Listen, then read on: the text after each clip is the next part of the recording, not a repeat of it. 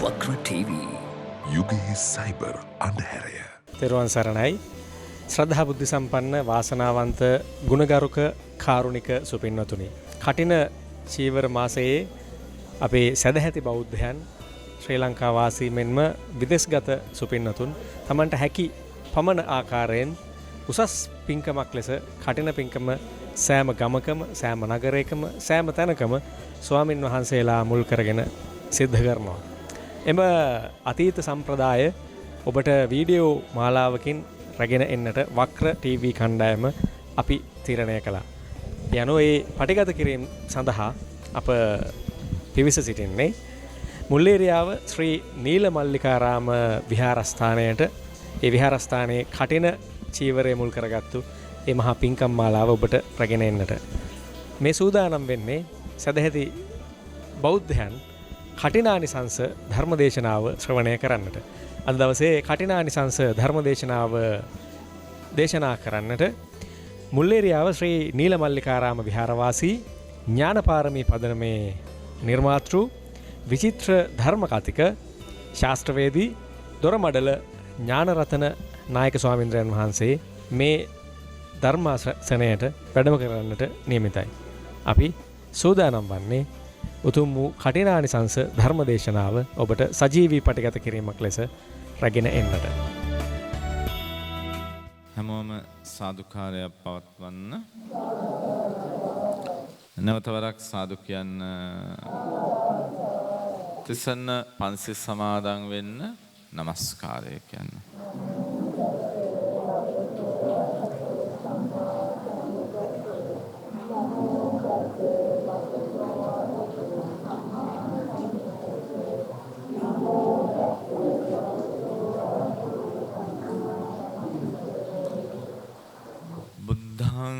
සරණං ගච්ඡාමි ධම්මං සරණං ගච්ඡාමි සංඝං සරණං ගච්ඡාමි ဒုတိယံ පි බුද්ධං සරණං ගච්ඡාමි ဒုတိယံ පි ධම්මං සරණං ගච්ඡාමි ဒုတိယံ පි සංඝං සරණං ගච්ඡාමි တတိယံ පි බුද්ධං සරණං ගච්ඡාමි တတိယံ පි ධම්මං සරණං ගච්ඡාමි တတိယံ පි සංඝං සරණං ගච්ඡාමි තිසරණ ගමනං සම්පුන්නං පානාති පාතා වේරමණී සික්ඛාපදං සමාදියාමි අදින්නාදානා වේරමණී සික්ඛාපදං සමාදියාමි කාමේ සුමිච්ඡාචාරා වේරමණී සික්ඛාපදං සමාදියාමි මුසාවාදා වේරමණී සික්ඛාපදං සමාදියාමි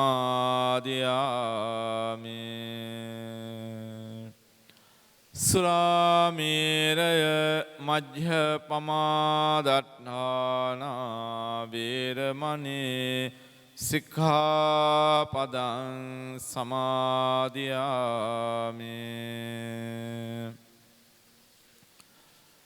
මේ තිසරණ සහිත වූ පංචශීල සමාදානය මාර්ගඵල නිවන් පිණිසම හේතු වේවා වාසනාව වේවා. තිසරණේන සද්ධින් පංචශීලං ධම්මං සාදුකං සුරක්ඛිතං කତ୍වා අප්පමාදේන සම්පාදේත.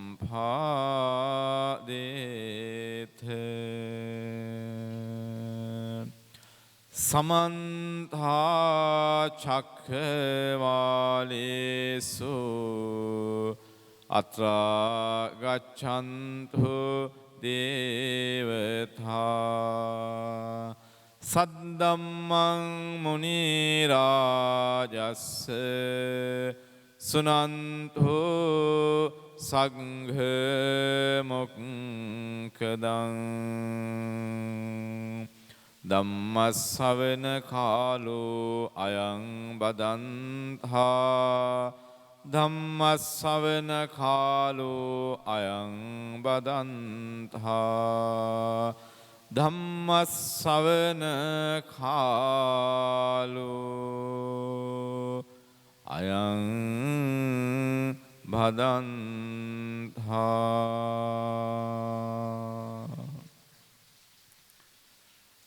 නමෝ තස්ස භගවතු අරහතු සම්මා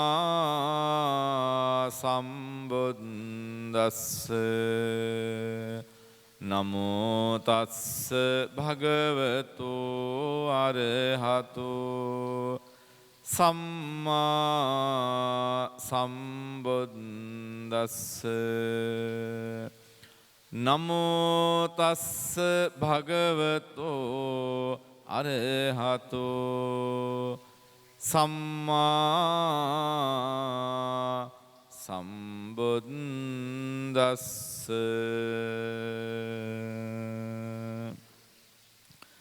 කඨින දානං දත්වාන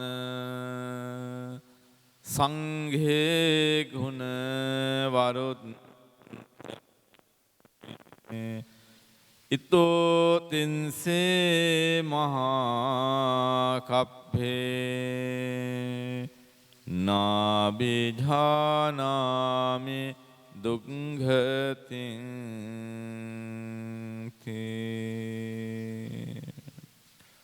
උතුම් සෝවිසි මහා ගුණ සමුදායන්ට අපි නමස්කාර කරමු.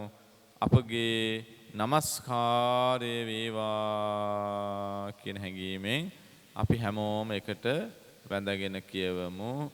නමස්කාර වේවා තුනුරුවනට සමදා බුදු හිමි සරණ යමි.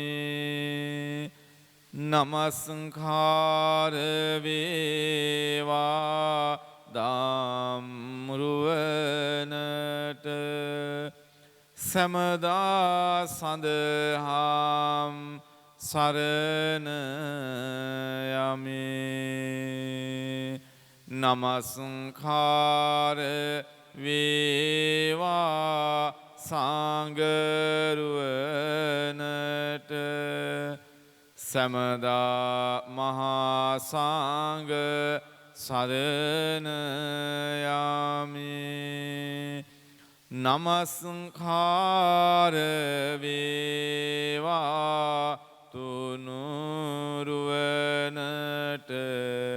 සමදා තිසරණ සරණ යමි.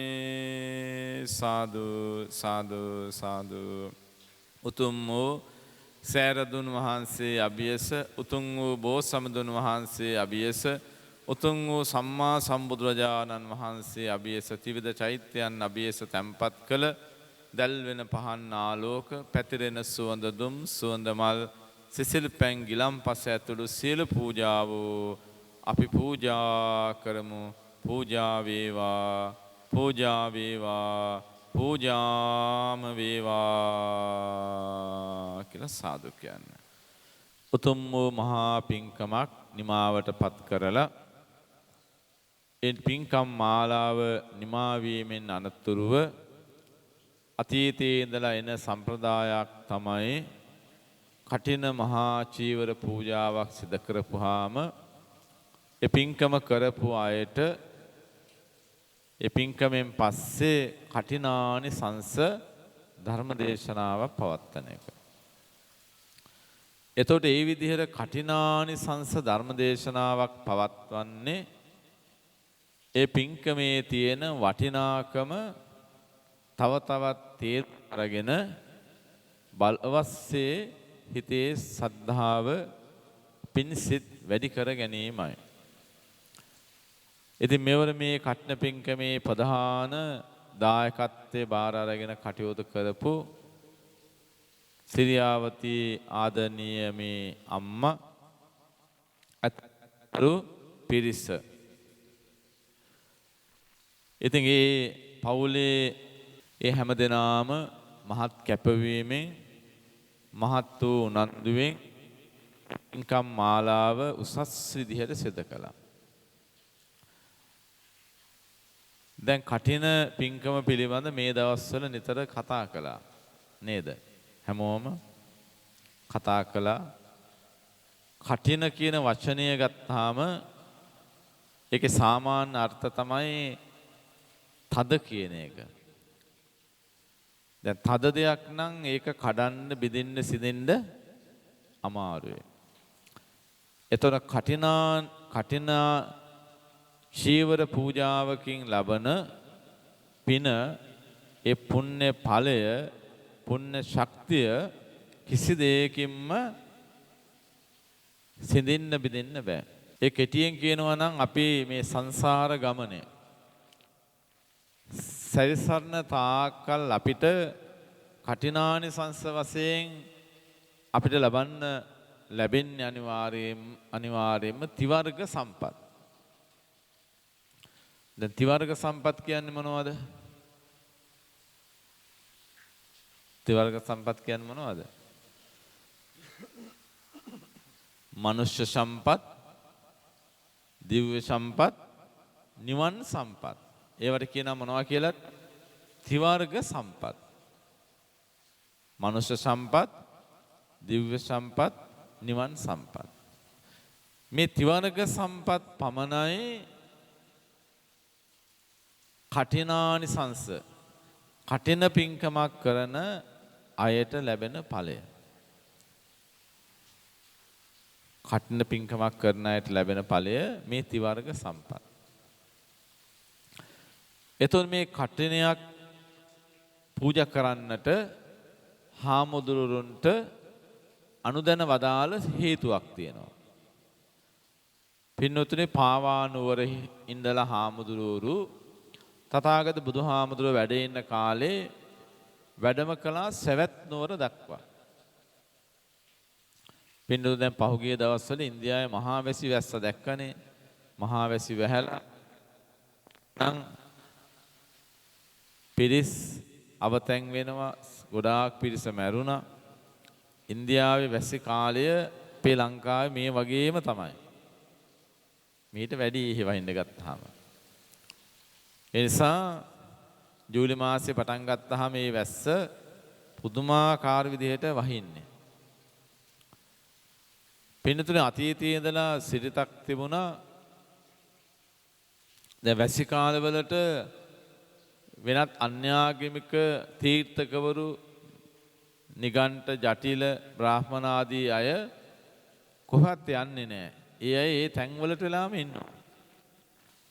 දැන් මේ මහා වැසි කාලෙත් හාමුදුරුවෝ පිණ්ඩපාතෙත් වඩිනවා. මේ සාධකයක් ඒ කාලේ හාමුදුරුවෝ මේ මහා වැස්සේ පිණ්ඩපාතේ වැඩම කරනවා. එහෙමේ මොකද බුදුහාමුදුරුවෝ මහා සංඝරත්නයට අනුදැන වදාළේ චරිත බික්කවේ චාරිකං බහුජන හිතාය බහුජන සුඛාය අත්තාය හිතාය සුඛාය දේවමනුස්සානම්. දෙමිනිසුන්ගේ සුවය නේද? සහනයේ සැනසීම පිණිස මහණෙනි ඔබලා නිරතුරුවම චාරිකාවේ සැරිසරන්න. එහෙම තමයි පළවෙනි 60 දෙනා වහන්සේ රහතන් වහන්සේට බුදුහාමුදුර අනුදැන වදාළේ. ඉතින් මේ විදිහට ආරම්භ වුණු අපේ ශාසන වංශයේ සියලුම වැඩහිටි හාමුදුරුවෝත් ඒ විදිහටම ඒ බුදු හාමුදුරුවන්ගේ බුදු වදන අනුව තමයි කටයුතු කළේ. මේ පාවානුවර ඉඳලා හාමුදුරුවෝ සවැත් නුවරට වැඩියා. අද වගේ එදා වඩින්න වාහන නැහැ. පයින් තමයි ගමන. පින්නතුනේ අද හැටියට ගත්තොත් එහෙම පාවානුවර ඉඳලා සවැත් නුවරට සාමාන්‍යයෙන් කිලෝමීටර් 500කට වැඩිය. 650ක් වගේ තියෙනවා. අද එතකොට අපේ ලංකාවේ එහා කෙරවල නම් මෙහා කෙරවලට යනවටත් වැඩිය දුරයි. මේ දුර එන්නේ වැඩින්න පටන් ගත්තේ පයින්. උන්වහන්සේලා සවැත් නුවරට මේ වඩින අතර මග මහා වැස්ස ආරම්භ වුණා. වස් කාලේ පටන් ගත්තා. එතකොට උන්වහන්සේලා වැඩ හිටියේ මේ සවැත් නුවරත් පාවානුවරත් අතර තියෙනවා සාකේත නුවර. සාකේත නුවර හරියට කාලයක් තිස්සේ වැඩම කරගෙන එනකොට අන්න වස් කාලේ එන්නේ. ඉතින් වස් කාලේ එහෙම හාමුදුරුවෝ වඩිනකොට අතීත සම්ප්‍රදාය තමයි ඒ ගම්වල අය සෙනග දන්නවද වස් කාලේ. ගමේ අය එකතු වෙලා හාමුදුරුවන්ට වැඩ ඉන්න හදනවා කුටි. ස්ථිරේව නෙමෙයි. පන්සල කියලා කියන්නේ ඒ විදිහට හදන කුටියට. తాවකාලිකයි. ඒ විදිහට මේ හාමුදුරුවන්ට වැඩ ඉන්න ගමේ අය එකතු වෙලා අපි එහෙනම් මේ හාමුදුරුවෝ ටික වස්වස්ව ගමු කියලා ගමේ අය එකතු වෙලා සියලු පහසුකම් දීලා හාමුදුරුවෝ ටික වස්වස්ව ගත්තා. දැන් උන්වහන්සේලා වස් කාලේ සාකේතුනුවර වැඩ හිටියා. වැඩ ඉඳලා වස් කාලේ ඉවර වෙලා වස්තුම් මාසේ පෙරවස් වැසුවේ ඇසළ පොහොයෙන් ඉල් පොහොයෙන් පවාරණය කළා. හාමුදුරුවෝ ඔක්කොම දැන් අහපව වඩින්න පටන් ගත්තා සවැත් නුවර බලා. පින්නතුනේ සවැත් නුවර බලා වඩිනකොට මේ අද අපිට මෙහෙ වහිනවා වගේ මේදත් මේ වැස්ස මීට වැඩිය මහා වැසි. මේ මහා වැස්සේ හාමුදුරුවෝ දැන් වැඩිය දවස් කිහිපයක් තිස්සේ වැඩම කරවලා සවැත් නුවරට වැඩියා. සවැත් නුවරට වඩිනකොට පින්වත්නි බුදුහාමුදුරුවෝ දකින්න මේ හාමුදුරුවෝ ආවේ. හැබැයි හාමුදුරුවෝන් හොඳටම තෙමිලා සිවුරු තෙත බරිත වෙලා. තෙත බරිත වෙලා මේ මහා වැසි වලට. ඉතින් බුදුහාමුදුරුවෝ දැක්කා කොච්චර අපහසුතාවක් මේ තියෙන. මොකද ඉස්සර පින්නතුනේ හාමුදුරුවෝ පාවිච්චි කළේ තුන් සිවුර විතරයි. දැන් තුන් සිවුර කියන්නේ මොකද්ද? දෙපට සිවුර, තනිපට සිවුර, අඳනය. ඒ තුනට තමයි කියන්නේ මොනවද? තුන් සිවුර. හාමුදුරුවන්ගේ ඇඳුම් කට්ටලය. තුන් සිවුර. ඉතින් මේ තුන් සිවුර තමයි හාමුදුරුවෝ දැරුවේ. දැන් මේ තුන් සිවුර දරපු හාමුදුරුවෝ එදා මේ මහා වැස්ස ඇවිල්ලා ඉන්න හැටි දැක්කහම බුදුහාමුදුරුවන්ට මහත් අනුකම්පාවක් ඇති වුණා. එදා බුදුහාමුදුරුවෝ දේශනා කරනවා අනුජානාමි භික්ඛවේ වස්සානේ වස්සං උපගන්තුං. මේ වස් කාලේ වස් වැසීම අනුදැන වදාලා. හැබැයි ඒවත් විතරක් නෙමේ අතිරේක චීවරයක් පරිහරණය කරන්නට අවසර දුන්නා. ඒ අවසර දුන්න අතිරේක චීවරය තමයි මොකද්ද? වස් කාලේ අවසානයේ මේ මහා හරසරෙන් ඊයේ ඔබත් පූජා කළේ ඒ වස් කාලේ අවසානයේ කටින චීවරය. කටින චීවරය පටන් ගත්තේ පූජාව ওই විදිහට. මේ මහා කටින චීවර පූජාවක් හැටියට කටින චීවරය විශේෂ පින් ඵල තියෙන එකක් හැටියට බුදුහාඳුරු පැහැදිලි කළා. ධර්මයේ තියෙනවා පින්නතුනේ අට මහා කුසල්. අට මහා කුසල් තියෙනවා ධර්මයේ. ඒ අටමහා කුසල් අතර පළවෙනි එක තමයි කඨින දාන උත්තමං. උසස්ම එක තමයි කඨින දානය. කඨින චීවර පූජාව. එතකොට කඨින චීවර පූජාවෙන් පස්සේ අටපිරිකර පූජාව, සාංගික දානය, ධර්මීය පතපොත්වල ලිවීම, කෙත්වත් පූජා කිරීම, විහාරාරාම සැකසීම, ඊට පස්සේ ධර්මීය লীලා දේශනා කරන එක, බෙදා හරින එක, ඒ කටයුතු, ඊළඟ කැසිකිලි වැසිකිලි හදන එක, මේ සියලු දේවල් තමයි අටමහා කුසල ගණයට සඳහන් වෙන්නේ. එතකොට අටමහා කුසල් අතර පළවෙනි පින්කම තමයි කඨින චීවර පූජාව. එතකොට මේ කඨින මහා චීවර පූජාව ඒ අනුදැනය වදාළ පරිදි ශාසනයේ බෞද්ධ අපිට වස් කාලේ පස්සේ කරන මහා පින්කමක් බවට පත් වුණා. දැන් අද කාලේ නම් කඨින පින්කම ගුහා විචිත්‍රවත් පින්කමක් බවට පත් වෙලා තියෙනවා. බුදුහාමුදුරන් කාලෙත් කඨින චීවර පූජාව සිදු කළා. එතකොට කඨිනේ කියලා චීවර පූජාමය පින්කම ඇවිල්ලා හාමුදුරු අතර සංඝ විනය කර්මයකින් පවරන එකම චීවරය තමයි කඨින චීවරය, වෙන එකක්වත් නැහැ. දැන් අපිට ඕනම පන්සලක මොනතරම් බලවත් ධනවත් කොහොම දායකය හිටියත් ආයේ මේ අවුරුද්දකට එක සැරයක් විතරයි මේ කඨින පින්කමක් පන්සල කරන්න පුළුවන්. ඒකටත් කඨින පින්කම සම්පූර්ණ වෙන්න කරුණු කිහිපයක් ධර්මයේ සඳහන් වෙනවා. දැන් මේ පින්කම කරන ඕගොල්ලෝ මේ කරුණු පහ ගැන හොඳට හිතන්න. පළවෙනි එක තමයි කඨින පින්කමක් කරනකොට කාල සම්පත්තිය. කාල සම්පත්තිය. කඨින පින්කමක් කරනකොට පළවෙනි එක තමයි කාල සම්පත්තිය. ඒ කියන්නේ හැමදාම මේ කඨින පින්කමක් කරන්න බෑ. ඒතකොට කාලය මොකද්ද? ඇසල පෝයෙන් වස් සිටලා ඒ වස් කාලයේ තුල පමණයි ඒ වස් ආරක්ෂා කරගෙන වස් රැකගත්තොත් විතරයි වස් සිටිය හාමුදුරුවෝ කෙනෙක් කඨින චීවරයක් කරන්න පුළුවන්. දැන් වස්සත් ඡේදනයකටපත් වෙනවා කියන්නේ වස් කාලේ වස් කැඩුනොත්. දැන් මේ පාර අපේ මෙහි වස් සිටිය නායක හාමුදුරුවෝත් මමත් අපේ වස් කැඩුණානේ. සෝර්තහාඳු හිටියහන්ද අපි ගොඩ ගියා නේද? නැත්තම් හරි අවුලක් නෙවෙන්නේ. කඨින චීවරය පින්කමක් කරන්න හම්බෙන්නේ නැහැ. දැන් 3 නමක් වස් සිටියාම තියෙන වාසිය ඒකයි. අසනීප දැන් ඒකට ඇවත් සිද්ධ වෙනවා. නමුත් එහෙම ඇවත් සිද්ධ වෙන්නේ අසනීප වුණාම ඒකට කිසි වරදක් නැහැ. නමුත් මේ එහෙම වස් කැඩුනොත් කඨිනයක් කරන්න බැරි. කඨින පින්කමක් කරන්න බෑ. එතකොට ඒ වස් කාලයේ ඔන්න ඒ පැත්තෙන් වස් කාලේ සම්පූර්ණ වුණා. කාල සම්පත්තිය.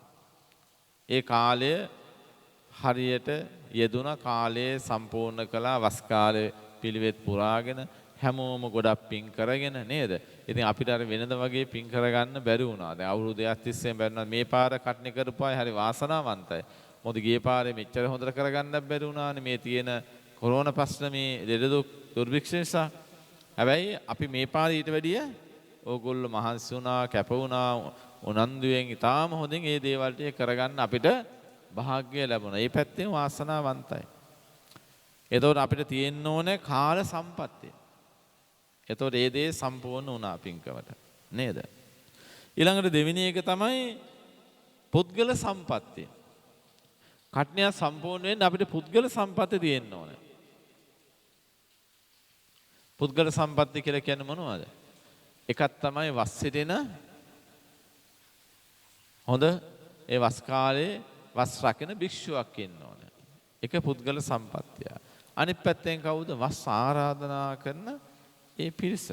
පුද්ගල සම්පත්තිය. එතකොට මේ ඔක්කොම ඉන්නට ඕන. ඒ විදිහට ඒ දේවල් සම්පූර්ණයි. ඊළඟට තුන්වෙනුව තමයි දෙය්‍ය ධර්ම සම්පත්තිය. තුන්වෙනි එක දෙය්‍ය ධර්ම සම්පත්තිය. දෙය්‍ය ධර්ම කියලා කියන්නේ කඨිනයක් දෙන්න සුදුසු දැහැමි වස්ත්‍රයක් තියෙනවා. දැන් දැහැමි වස්ත්‍රයක් කියලා කියන්නේ ඇයි? ධාර්මික දේවල් තමයි පින්කමට අපි යොදන්න ඕනේ. ධාර්මික දේවල්. ඒ කියන්නේ දැන් ඕගොල්ලෝ මේ පවුල් වලයි බොහෝම ධාර්මිකව වෙහෙස මහන්සි වෙලා හොයා හම්බ කරගත්ත දේවල් මේ කටින පින්කම මේ හැම දෙයකම වියදම් කළේ.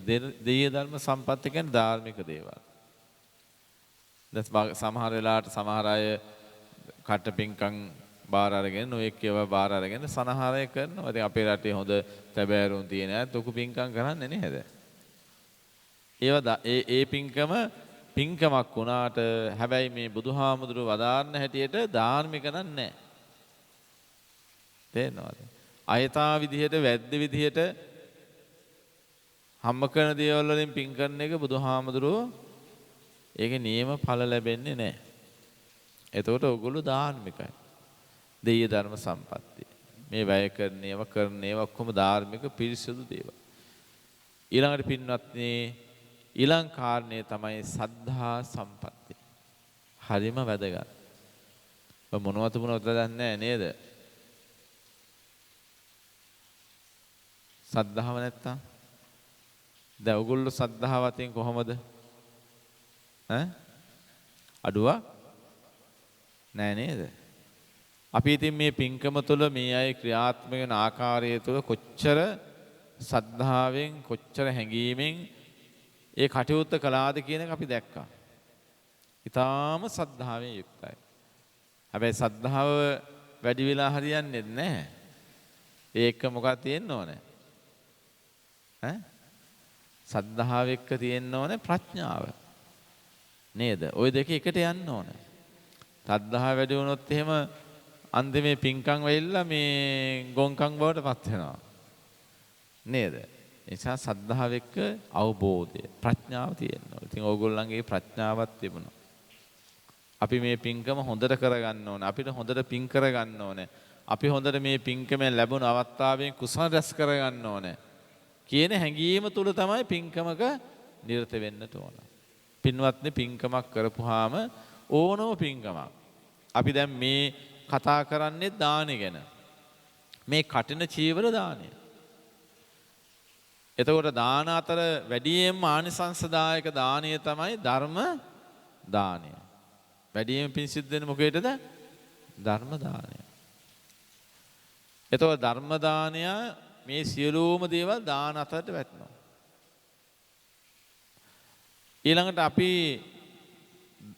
පළවෙනුව දානීය අපේ බෞද්ධ පිළිවෙතේ ඉගෙනනවා. දෙවනුව අපිට ඉගෙනනවා බුදුහාමුදුරුවෝ සීලය. ඊළඟට භාවනාව. හොඳට මතක තියාගන්න දාන සීල භාවනා කියන මේ ත්‍රිවිධ පුණ්‍ය ක්‍රියා තුලම තියෙන්නේ ප්‍රධාන වශයෙන් ඒකෙන් වෙන්න ඕනේ ප්‍රධාන වශයෙන් විය යුතු දේ තමයි මොකද්ද? දැන් මේ පින්කම් වලින් අම්මගේ පවුලේගේ ඕගොල්ලන්ගේ මේ සහභාගී වෙන හැමෝගෙම සිත්වල මොකක්ද ඇති වෙන්න ඕන? එක ඔබේ හිතේ පිරිසුදු වෙන්න ඕන. තේරෙනවද? හිත පිරිසුදු වෙන්න ඕන. ඊළඟට මොකක්ද ඇති වෙන්න ඕන? පින්කමකින් ওই දෙක ලැබුවේ නැත්නම් මේ පින්කම් වල අපි නියම ඵලේ නෙලාගත්තේ නැති වෙනවා. ඒ නිසා හොඳට ඔළුවේ තියාගන්න ওই කරුණු දෙක. පින්කම් වලින් වෙන්නේ හිත පිරිසුදු වීමයි, හිත සතුටු වීමයි. දැන් ඕගොල්ලෝ අද ලබන්නේ මොකද්ද? මොකද්ද ලබන සතුට? පින් කිරීම නිසා ලබන සතුටට අපි කියනවා නිරාමිස සතුට. අවේදිත සැපයක්. ඒක වෙනස් වෙන්නේ නැහැ. ඒ නිසා මේ පින මේ පුණ්‍ය ඵලය කවදාවත් මේ සංසාර ගමනේ ඔබට නැති වෙන්නේ අහිමි වෙන්නේ නැහැ. ඔබ මේ තැම්පත් කරගත්ත ධනයක් තැම්පත් කළේ. අපි ධනය තැම්පත් කරන්නේ ජීවිතේ ලෞකික ජීවිතේ ඔබ ධනය තැම්පත් කරන්නේ මොකටද? එදිනෙදාට ගන්න. නේද? අපිට ජීවත් වෙන්න අපි ධනය තියෙනවා. බුදුහාමුදුරුවෝ පෙන්වුවා ධනයන් අතර වටිනාම ධනය මොකද්ද? පින කියන ධනය. එතකොට මේ ඔබ හැමෝම එකතු වෙලා අත ගහලා හිත ගහලා තැම්පත් කළේ මොකද්ද? මහා පුණ්‍ය නිධානයක්. පුණ්‍ය නිධානයක්. ධර්මයේ තියෙනවා සූත්‍රයක් සංයුත්ත නිකායේ නිදි කන්න කියලා සූත්‍රයක්.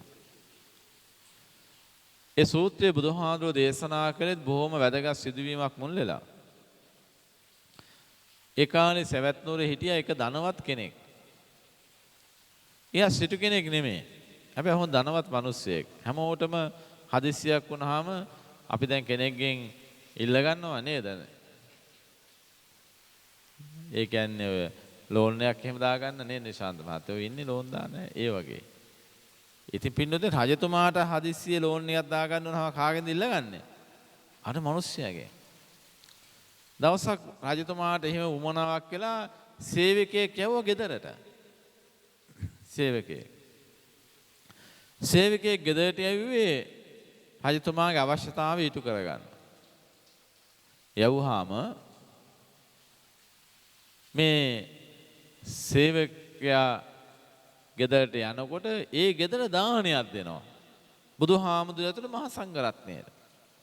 ඉතින් අර සේවකයා පණිවිඩේ තිබ්බහම අර ගෙදර එක්කෙනා ඇවිල්ලා කියනවා රජතුමාට කියන්න මම මේ නිදානයක් තැන්පත් කරනවා.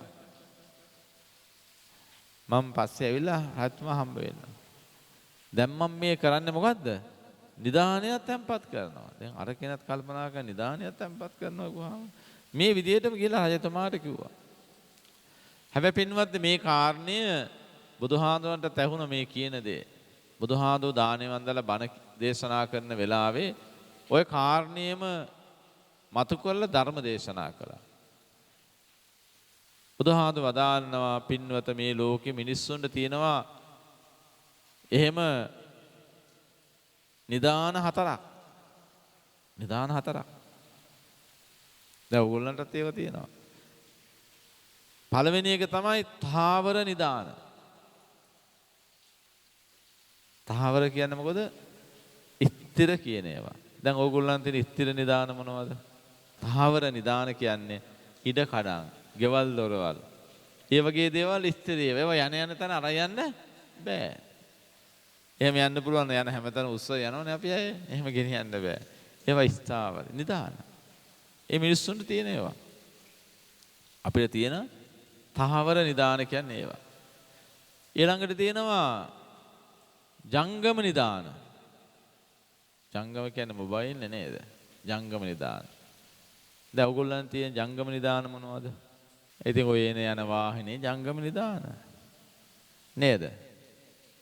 කන කරා ඉතම් පළදෙන දේවල් යාන වාහන ඕවා ඔක්කොම මොනවද? ජංගම නිදාන. අපි යන තැන ඒවා අරන් යනවා. අරන් යන දේවල්. ඒව අපිට අරන් යන්න පුළුවන් ජංගම නිදාන. ඊළඟට තියෙනවා අංග සමනිදාන.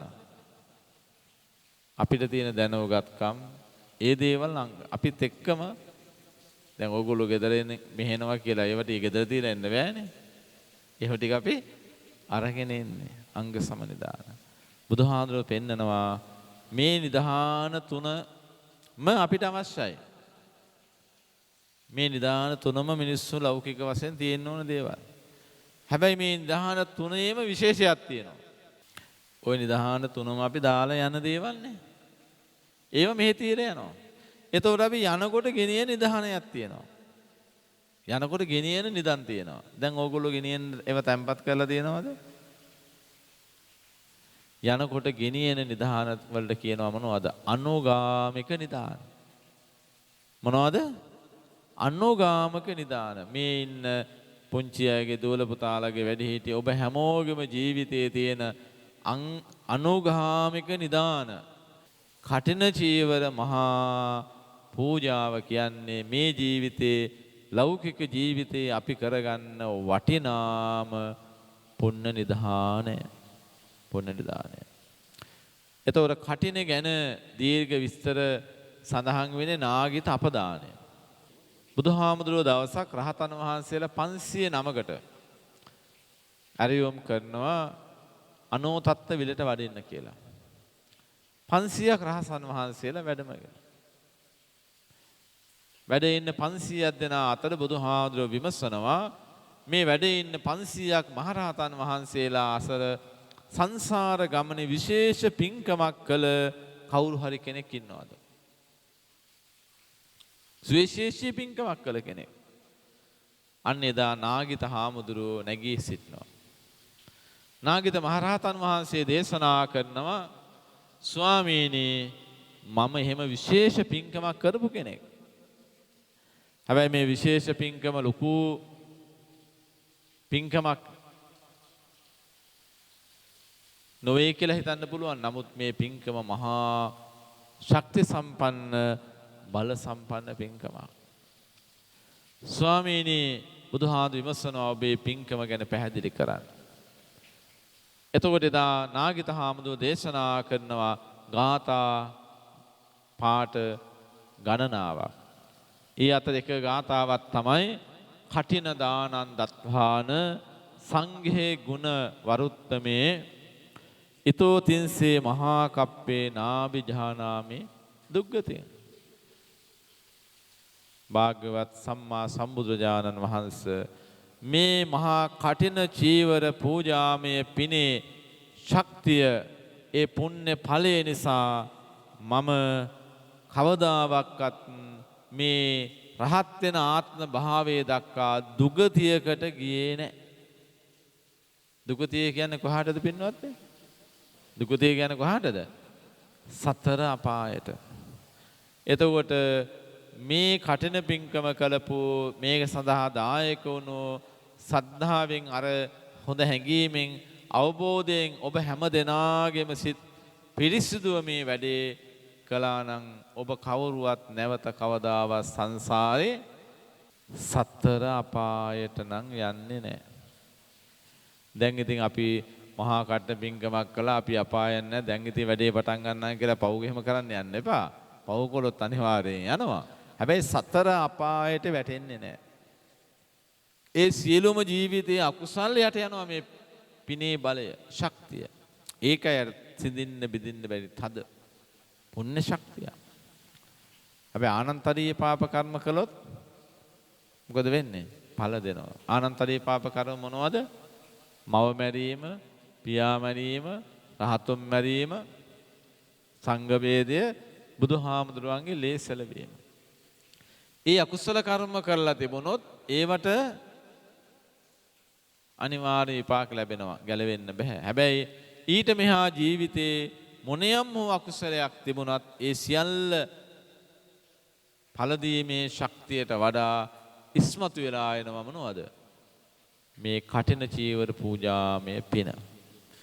ඉතින් ඔබ මේ කරගත්ත පින එහෙනම් සංසාර ගමනේ නැවත නිවන් දක්නා ජාති දක්වා මේ කවුරුත්ම නැවත සතර අපායේ නොවැටෙන මහා පින්කමක්. සතර අපායේ නොවැටෙන. අපි යන්න තියෙන්නේ පියවරෙන් පියවරනේ මේ නිවන් ගමනට ස්ටෙප් බයි ස්ටෙප් නේ.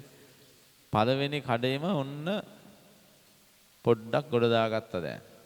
හැබැයි ඕකෙන් ඔක්කොම හරියන්නේ නැහැ හොඳේ. ඒ නිසා ඉතුරු අපේ සිත වඩන්න ඕනේ, කුසල කරන්න ඕනේ. ඒ නිසා මේක සසර පුරාම සියලු සැපිතින් ත්‍රිවර්ග සම්පත් විතරනේ ලැබෙන්නේ. දිව්‍ය සම්පතෝයි, මනුෂ්‍ය සම්පත්, නිවන් සම්පත්. මේ ලැබෙන්නේ අපිට එහෙමයි. නාගිත හාමුදුරුවෝ එදා දේශනා කරනවා ස්වාමීනි ඒ විතරක් නෙමෙයි. මම මේ කර පිනේ මහා පුණ්‍ය ඵලය නිසා කල්ප 18ක්ම ඉපදුනේ දිව්‍ය ලෝකේ. කල්ප 18ක්. කල්ප 18ක්. එතකොට කල්ප 18ක් හිටියේ දිව්‍ය ලෝකේ. ඒ විතරක් නෙමෙයි ඒ කාලය තුල 34 වතාවක් දෙවිවරුන්ගේත් අධිපති කවුද? සක්‍ර දෙවියෝ හැටියට හිටියා 34 වතාවක්. ඒ විතරක් නෙමෙයි ස්වාමීනි 84 වතාවක් මම මනුස්ස ලෝකේ ඉපදුන වෙලාවල සක්විති රජ 84 වතාවක් සක්විති රජ. ඉතින් මේ විදිහට සංසාර ගමනේ මේ සැප විපාක ලබලා තව තව කුසල සිත් වඩලා මම මේ රහත් භාවයේ ලබන්නට සංසාරේ මට මහා ශක්තියක් උනේ එදා මා බන්දුමති නුවර සිද්ධ කළ ඒ උදාර මහා කටින චීවර පූජාව නිසායි කියලා නාගිත හාමුදුරුවෝ පදාලා. ඉතින් මේ කළ පින්කම ඔබ හැමමත් එහෙමයි. ඒසා මේ පින්කම් තුන ඔබට නියම ඵල ලැබෙන්නේ ඔබේ හිතේ මේ පින්කම නිසා ලෝභය වැඩුණේ නැහැ. කොච්චර කැපකිරීම කළාද? පරිත්‍යාගයන් කරාද? ඒව නිර්ලෝභී දේවල්. ඒ නිසා පස්සේ තව සුමාන දෙකක් ගිහිල්ලා අනේ අපි මේ පින්කමක් කළා මෙච්චර වියදම් කළා කියලා ගණන් මෙනුම් බලලා හිත නරක කරගන්න එහෙම එපා. සමහර අය පින්කම් කරලා අවසානයේ එහෙම වෙනවා ශාන්ත මහත්තයා. ඉතින් වැඩක් නැහැනේ හොඳ දෙයක් කරලා ඒක ඉවරයි. ගිය දේවල් ගියා ඔක්කොම ඉවරයි. අපි පින්කම වෙනුවෙන් සියලු දේ කරලා ලබන්න බැරි මහා පුණ්‍ය මහා නිදානයක්. දැන් ඕගොල්ලෝ හිතනවා අපි පුණ්‍ය නිදානයක් තැම්පත් කළේ. මේක නිදානයක්. නේද? නිදානයක්. දැන් ඉස්සර අතීතයේ මිනිස්සු කළේ දැන් ඔය මහා ධනියේ තියෙන මිනිස්සු නිදන් තැම්පත් කළා. නිදාන නිදකන්න සූත්‍රයේ සඳහන් වෙනවා. එහෙනම් මිනිස්සු තැම්පත් කළා. මිනිස්සු මොකද රන් කහවණු ඕ මේවා තියෙනවා ගිහිල්ලා හංගනවා. ගෙවල් වල තියාගන්න බෑ හොරාතුරු ගන්නවනේ. ගිහිල්ලා හංගන්නේ කොහොද මේ පොළොව යට හාරන්නේ. හාරලා හංගලා එනවා. ඉතින් කාලයක් ගියාම තිබිච්ච දන හොයාගන්න බෑ. මොනවා හරි මාකයක් දාලා එනවා ඇතිනේ. ඒ දාපු මාකයක මොකද වෙන්නේ? වැස්සෙන් නැති වෙලා යනවා. කැලේ හැංගුවොත් ගින්නක් ඇති වෙලා කැලේ ඇවුනොත් නැති වෙලා යනවා. වැස්සෙන් ගින්නෙන් ජලයෙන් සොර සතුරන්ගේ මොකද වෙන්නේ? ඒව නැති වෙනවා. දැන් ඕක කැලේ ගිහලා මේක වල්ලනකොට වෙන කෙනෙක් බලාන හිටියොත් ඒ මිනිහා මේක පස්සේ ගොඩ දා ගන්නවා. එහෙමත් වෙනවා. බුදුහාඳුව පෙන්නවා ඒ කාලේ මිනිස්සු එහෙම නිදන් කළා.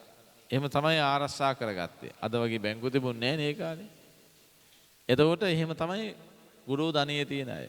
හැබැයි බුදුහාඳුව පැහැදිලි කරනවා ඒ වුණාට පින්වත්නි මේ විදියට මේ සියලු දේ තැම්පත් කරත් මේවා ජලයෙන් ගින්නෙන් සොර සතුරන්ගෙන් මේව විනාශ වෙනවා. හැබැයි බුදුහාඳුව පෙන්නනවා මේ පුණ්‍ය නිධානය කියන එක ගින්නෙන් විනාශ වෙන්නේ නැහැ. මේ කටින පින්කමෙන් ලැබපු පින මේ කොරෝනා වසංගත මේ දුර්භික්ෂ මේ මොනවා ආවත් මේක විනාශ වෙන්නේ නැහැ. විනාශ වෙන්නේ නැහැ. ඊළඟට මේ මහා වැසි වැස්ස කියලා මේක විනාශ වෙන්නේ නැහැ.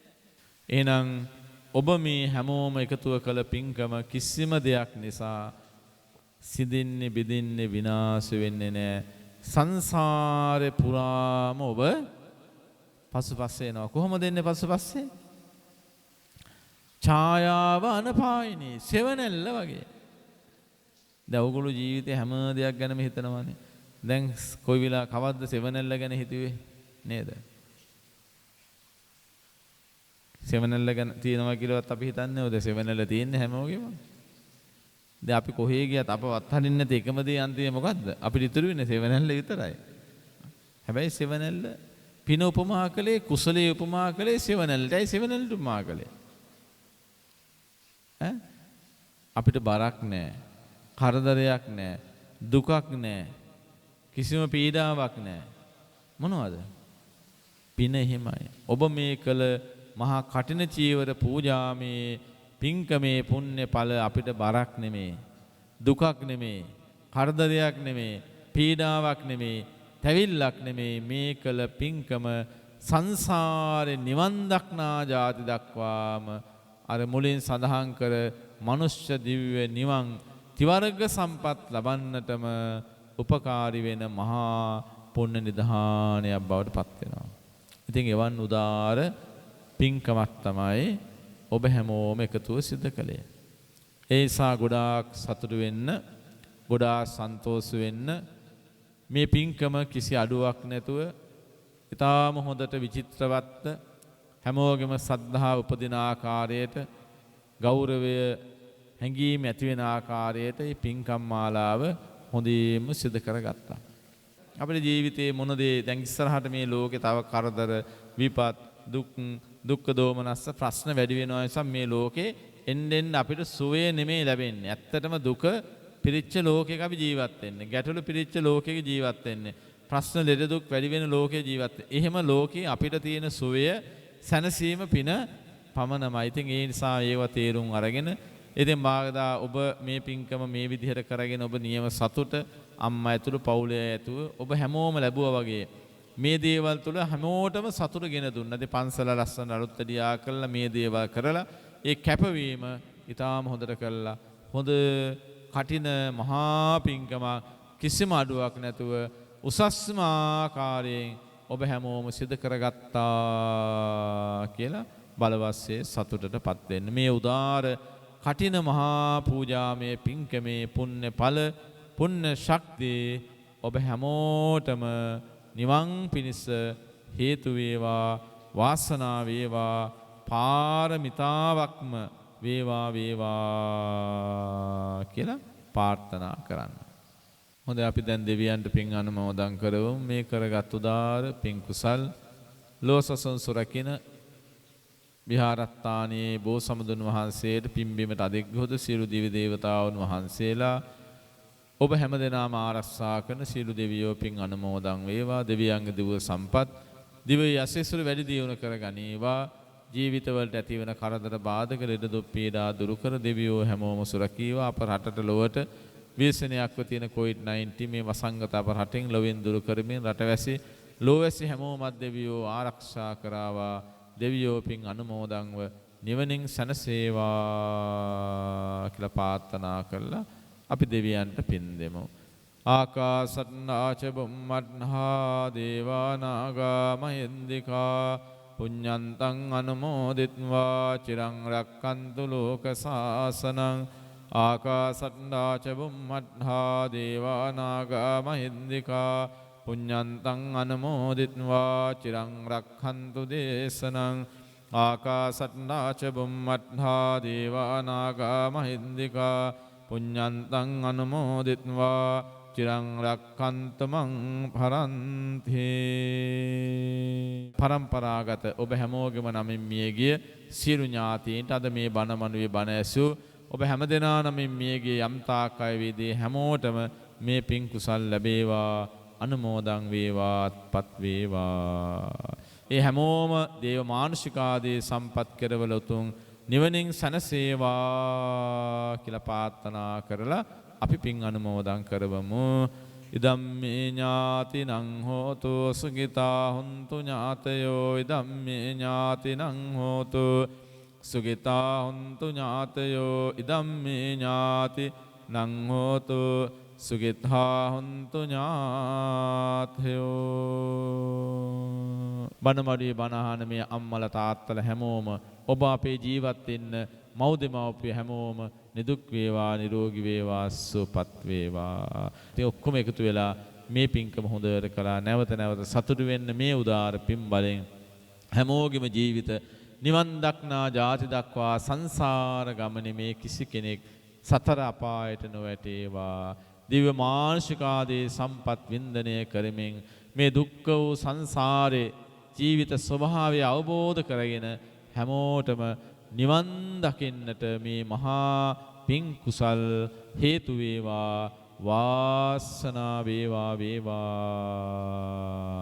කියලා ප්‍රාර්ථනා කරන්න. සාදු සාදු. අභිවාදන සීලිස්ස නිච්ඡං වද්දාපචායිනෝ චත්තාරෝ ධම්මා වඩ්ඩන්ති ආයුවන්නෝ සුඛං බලං ආයුරාරෝග්‍ය සම්පත්ති සංඝ සම්පත්ති මේවච අතෝ නිම්භාන සම්පත්ති ඉමිනාතේ සමිඤ්ඤතෝ.